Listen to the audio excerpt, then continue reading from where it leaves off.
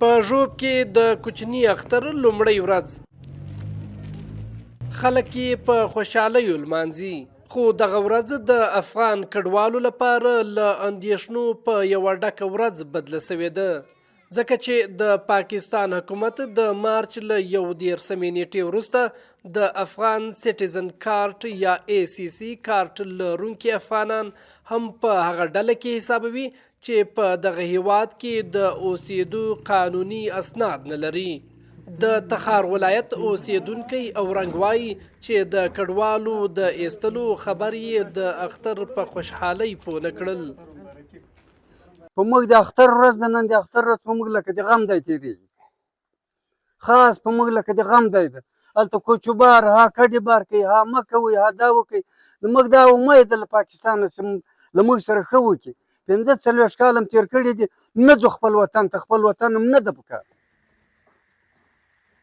ملا بشر چې د ACC کارت لرونکی کډوال دی وایي لا هم یې خپل اصلي وطن له بېلابېلو ستونزو سره مخامخ دی.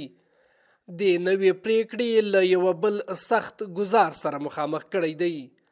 د اختر مبارکي جامې او خوراکونه یې نیمګړي پاتې دي.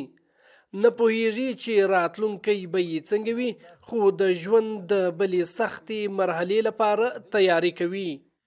نوي کپړو ته چا په دیال کې دغه ورځي زړه چې له یوې خوا د بار نارې دي راباندې، د بلې خوا هلته چیغې دي راباندې چې نه کار شته نه روزګار شته په افغانستان کې یوه خوا نشته. خو په دغه اخرنۍ سلګۍ کې بیا داسې ځای ته د حلالو نشي ښولو چې یو ځای روزګار نشته، نه کار شته، نه کسب شته، یوه خوا نشته.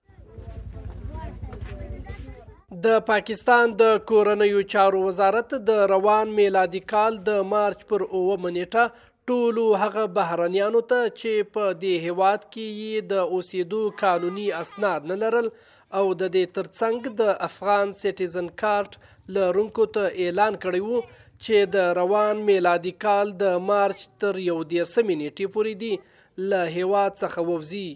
کنه نو حکومت به یې د اپریل لومړۍ نیټې د ایستلو لړۍ پیل کړي.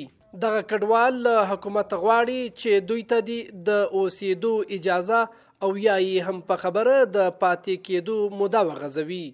د اختر ورځ کې نه مړۍ پخ کړې، نه شی پخ کړی، نه شی پخ کړی، درد په در خلکو سره اتې سي د تاسې اختیار دی، تاسې کار که تاسې ایستلو تاسې سره خو نه زور لرو نه هغه لرو، یوه خوا نه لرو ورور. د ملګرو ملتونو سازمان د شمیرو له مخې په پاکستان کې تر 8 لکه ډیر افغانان د ACC کارت درلودونکي دي.